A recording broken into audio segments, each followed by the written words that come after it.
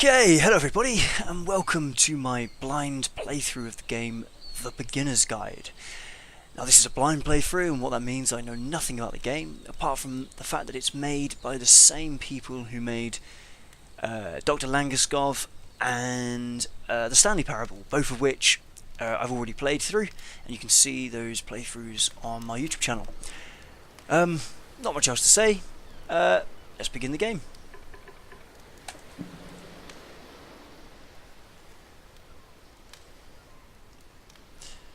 Please make sure audio is on.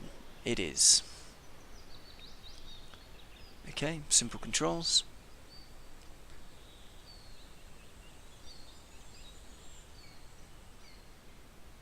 Hi there. Thank you very much for playing The Beginner's Guide.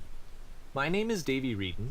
I wrote The Stanley Parable, and while that game tells a pretty absurd story, today I'm going to tell you about a series of events that happened between 2008 and 2011. We're going to look at the games made by a friend of mine named Coda. Now these games mean a lot to me. I met Coda in early 2009 at a time when I was really struggling with some personal stuff, and his work pointed me in a very powerful direction. I found it to be a good reference point for the kinds of creative works that I wanted to make. So just to start you off, this is, I think, the first game he ever made. It's a level for Counter-Strike. You can walk around here, by the way. And mostly it's just Coda learning the basics of building a 3D environment. But what I like is that even though he starts from the simple aesthetic of a desert town, he then scatters these colorful abstract blobs and impossible floating crates around the level. And of course, it destroys the illusion that this actually is a desert town, and instead this level becomes a kind of calling card from its creator. It's like a reminder that this video game was constructed by a real person. And it kind of makes you wonder, what was going through his head as he was building this? This is what I like about all of Coda's games. I mean, not that they're all fascinating as games, but that they are all going to give us access to their creator. I want us to see past the games themselves. I want to get to know who this human being really is. And that's exactly what we're going to do here. So, it's 2008, Coda starts making these games, and he never releases any of them. He doesn't put them onto the internet, he just makes them and then immediately abandons them, and they sit on his computer forever. I'm just going to change the mouse sensitivity down. It's way too high. See if that's better. And I think he really understood That's this image of himself as a recluse. At one point, he jokingly renamed his computer's recycling bin to Important Games Folder. So, you know, this was just how he worked. He tended to crank them out one after the other without even really pausing to try to understand what he had just made, until suddenly one day, he just stopped. In 2011, that was it. He made his last game, and then he hasn't made another one since. And that's why I've taken this opportunity to gather all of his work together, is because I find his games powerful and interesting, and I'd like this collection to reach him, to maybe encourage him to start creating again. And if the people like you who play this also happen to find his work interesting, then I'm sure it'll just send that much stronger of a message of encouragement to Coda. So thanks for joining me on this. If you have a particular interpretation that I haven't mentioned here, or if you just need to get in touch, you can email me at daveyWreden@gmail.com. Okay, that's about it for introduction. Let's take a look at Coda's first proper game. As each game is loading, I'll show you the date that it was completed. This first one was made in November 2008. Okay, so we're playing Coda's games. Okay, warning. Whisper machine status active. Evacuate immediately. What the hell? Whoa. Okay, so we're gonna set... This game is called Escape from Whisper, and it's one of the more generic games you'll see from Coda. So there's a fire here, right? Oh no, what's this? Locks. Right, so I need to get that. You can click to fire the gun.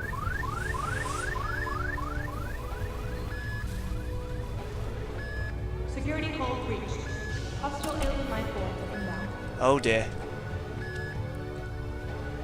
It kinda looks like this game was abandoned mid-development. For instance, you have this gun, which you'd think would indicate that there are supposed to be monsters or enemies somewhere. Yeah. But then clearly there are no enemies anywhere. You can't even reload the gun when you run out of bullets. But ultimately we don't really know. Maybe Coda thought that actually it was complete the way that it is. And I think that we should talk about his games for what they are, rather than for what they're not. Okay. Enemy Aha. neutralized. Begin ship evacuation. I love how you can see the bottom of the universe from this room. That's fantastic. Whoa, whoa, whoa, whoa, what's going on? So these doors just automatically open. Okay, I'm in a kind of maze. Whoa, okay, that... Apparently this space station has a labyrinth on it. Yeah, Sure, I don't know. There's really no reason for it that I've ever been able to discern, so in the interest of time, I'm just gonna skip you on past it. okay. Okay, this is the part that's interesting. The game has this narrative about the Whisper Machine and how it has to be turned off, and then you get to the engine room. Okay. Hey, you there, in the engine room. You could save us all. That beam is powering the Whisper Machine. We could disrupt it by introducing a great enough heat signature. If your body could stop the beam. It's so much Yeah. to ask, but for all of our lives, would you do it? Could you give yourself? Why not, eh? It's only a game. Whisper! Let me I'm pause dead. here for a second. What you just experienced, stepping into the beam and then dying, is probably what Coda had initially intended when he was developing this level. But when he first compiles and plays it, something goes wrong. There's a bug somewhere. And this is what happens instead.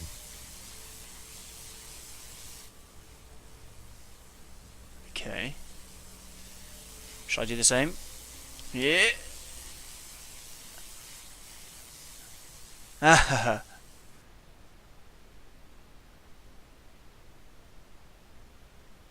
The beam causes you to start floating. And this is an important moment for him. Because yes, this is technically a glitch, but Coda identifies something human about it. Like how small it makes you feel in the face of this larger chaotic system. Or this floating could be the afterlife, a peaceful place, juxtaposed against all of the hysteria that you've just had to traverse. I don't even know. I have no idea what he was thinking, but what's clear is that after making this, something lodges itself in his brain. He wants to do more of these really weird and experimental designs. So he stops work on this and moves on to a stream of tiny little games that go in all sorts of directions. Let's go ahead and take a look at the first game he made after leaving this one behind. That is interesting. Okay. Right, I can't move. Oh, yes, I can. Yep, in this game you can only walk backwards. Wow, yes, okay. The past was behind her. Oh, this is disconcerting. This is really disconcerting. Okay.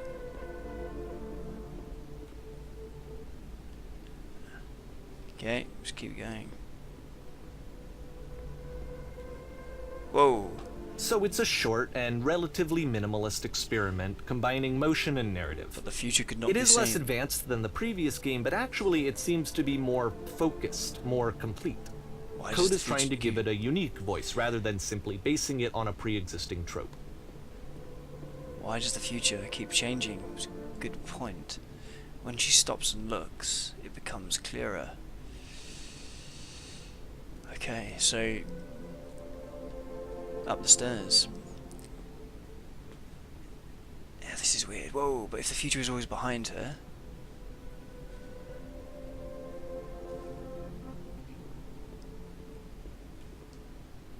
Whoa, weird door.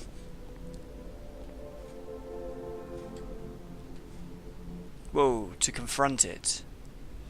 It's a short little thought, it says what it wants to say, and then it ends. Didn't need anything more than that. Which to me is why it works, because it gets out quick. Okay, next one. Yeah, that was weird. Very disconcerting. Yes, this kind of thing is also horrible, isn't it? Okay, so I can't leave the path. I've got a ring of light around me. You are now entering.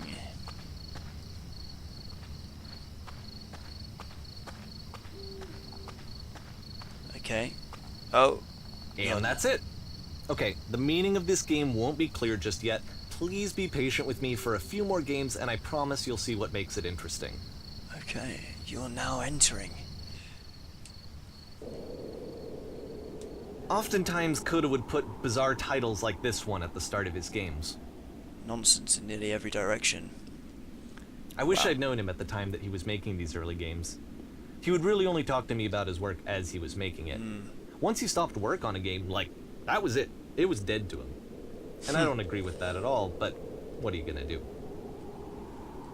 Okay, so it looks like I should be going up that epic staircase. However, the explorative gamer in me wants to go and have a look. I know it's tempting, but there's actually nothing over here. Sorry. Okay then, up the stairs we go.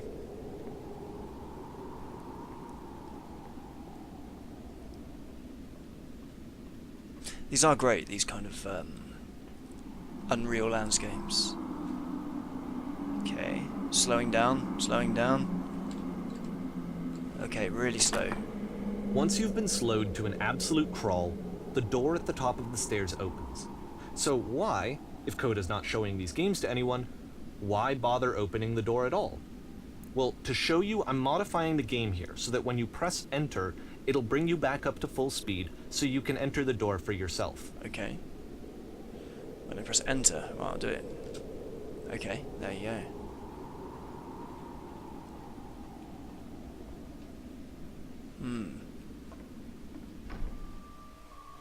Stand on an X, staring at a bear for 3 hours.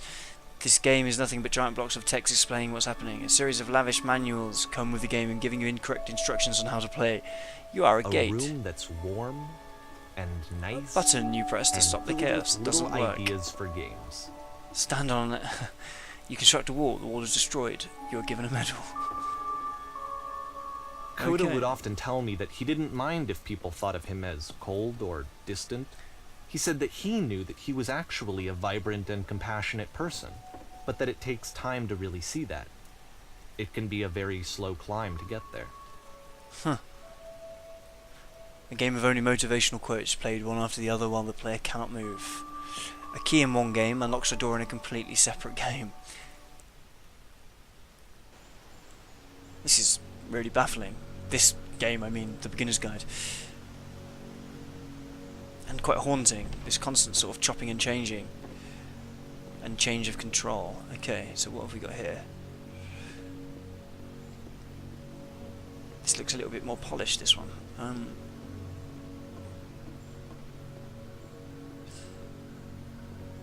Okay. Well, this is new for Coda. It's an actual puzzle. Go ahead and see if you can solve it. Right. Smoke.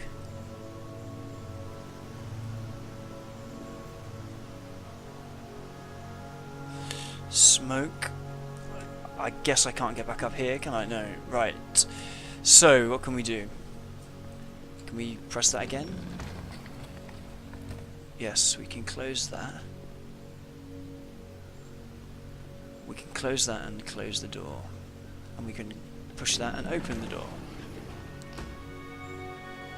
Can I click it and get through? Yes.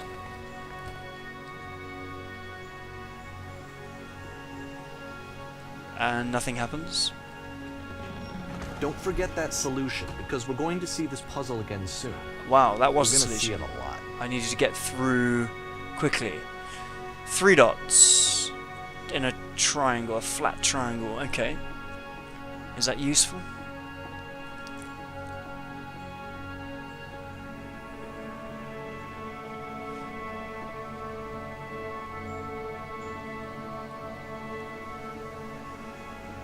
What can we do in here? So that seems to be it, right? You walk down a corridor, you solve a puzzle, you get to the end. Simple enough. Alright, now I'm going to modify the game again so that when you press enter, it'll remove all of the walls from this room. Okay. Wow. Will I? How about that? There was more to it than we had any way of knowing. I actually find it funny that this game comes after the Stairs game, since they essentially convey the opposite idea. So, in the Stairs game, a dull exterior concealed a rich interior, and then, in this level, a dull interior hides this fantastic outer world. Either way, I think that the point is the same, is that most of the time you don't get to know what you're missing, or even that you're missing anything. That's not your role as a player. So if your role here is not to understand, then what is it? Weird. Ah, right. We're back. You are now entering... Oh. The owl. Aha. So, this, combined with the entering game from earlier, tells us that Coda believes his games are connected somehow. It could even be that the Stairs game and the puzzle game are literally connected in between this and the entering game. There's a bigger picture that all of his games are meant to play a role in, some larger meaning that we won't be able to grasp until we've seen all of them. And once we have, we can step back and start to understand what exactly that bigger picture is.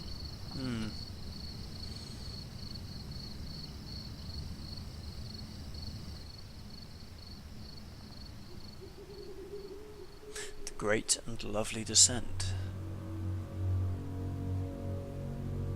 Wow, okay. We're in an all-white world, and there's looks like a hotel, chalet, ski lodge. Let's talk about video game development for a second. Every video game runs on what's called an engine, which determines what the game can and cannot do.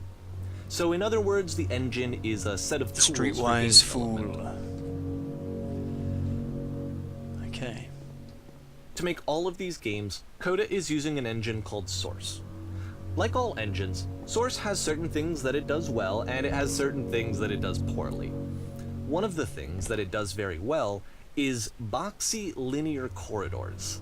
That's why so many of Coda's games are set in these large, flat, empty rooms, is just because he's working with what the engine does well. Oh wow. The tools available to the creator shape what kinds of creative work they're going to end up making. You might consider paying attention to the architecture in Coda's games, to notice how they seem to stem from an engine that's very good at producing linear, boxy corridors. Wow. It's bizarre.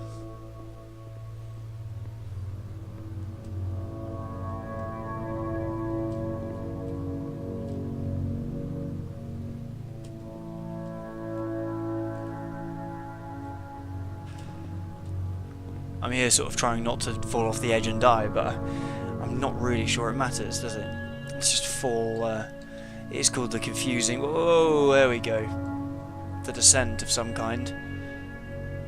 I can land that, don't worry, I can land that. Okay, weird.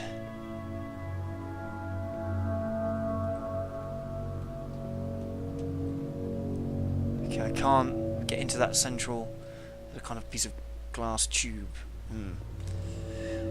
Okay.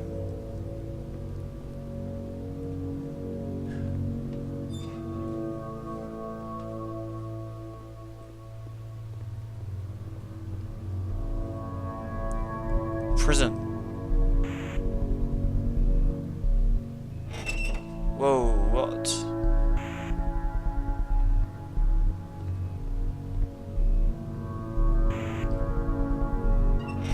Whoa, whoa, whoa, whoa, whoa, whoa. That made me jump.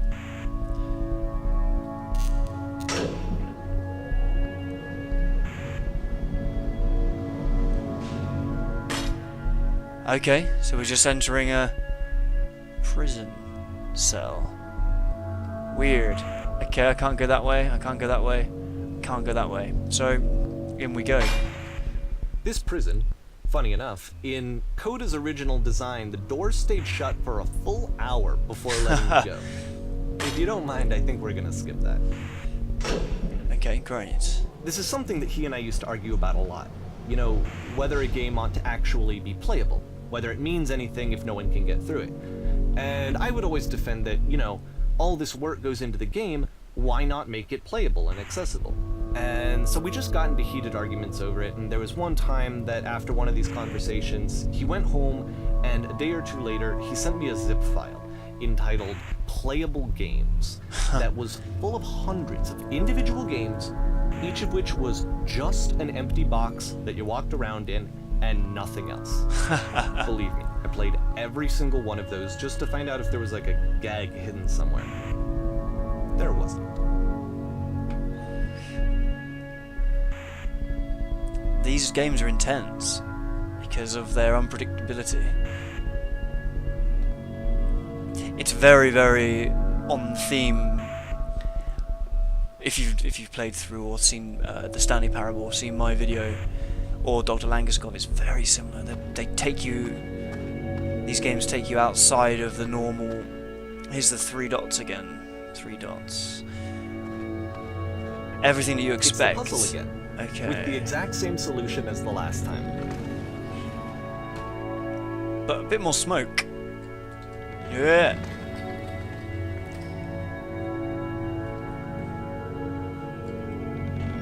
There's still no clear indication of what makes this puzzle so special that Coda is going to return to it over and over. But I promise I'll share with you my interpretation very shortly. Okay, so we're. I don't even want to speculate. What? That sort of thing is horrible. I don't like that. I don't like that. What does it say there? Speak, listen.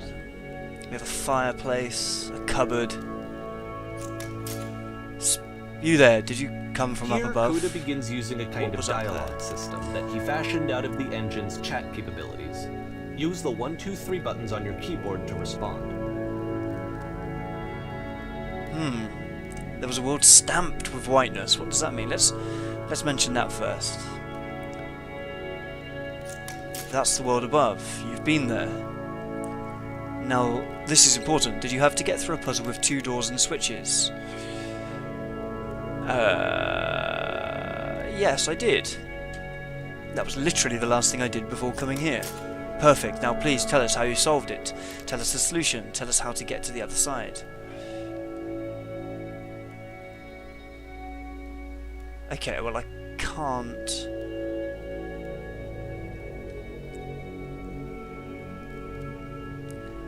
Well, none of those are an adequate response. I didn't solve it, someone else let me in. Let's try that.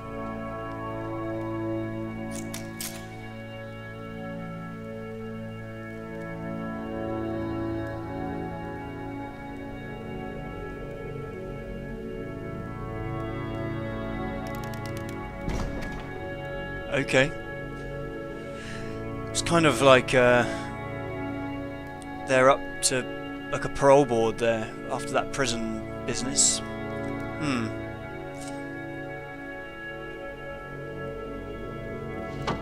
Wow. Was there a puzzle you had to pass through? Yes. Do you want to know how to solve it? My instinct is to help these poor people with blocks for heads. We actually find the black space between the doors to be far more interesting. Have you seen it?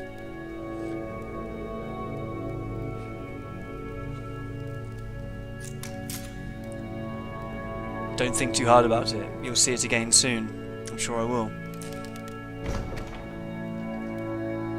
Huh.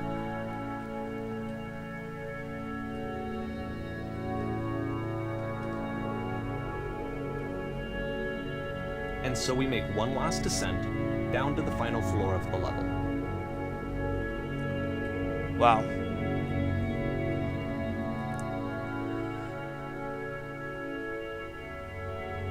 It's a street. It's a street outside. Am I back inside the prison? What's this?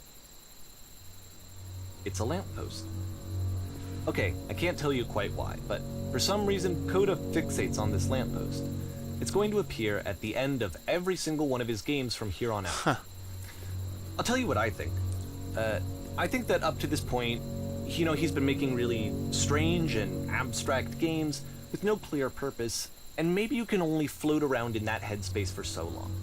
Because now he wants something to hold on to. He wants a reference point. He wants the work to be leading to something. He wants a destination, which is what this lamppost is. It's a destination. We're going to see it in the work as well. His games are just going to become a lot more cohesive, a lot more fully developed, with more of a clear idea behind them. And as we go, that idea will get clearer and clearer and clearer. I like it. Very Narnian.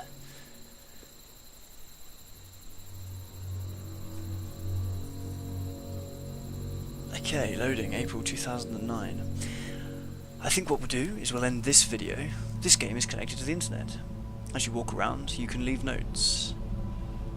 All notes you see are left by other players. Ah, wow.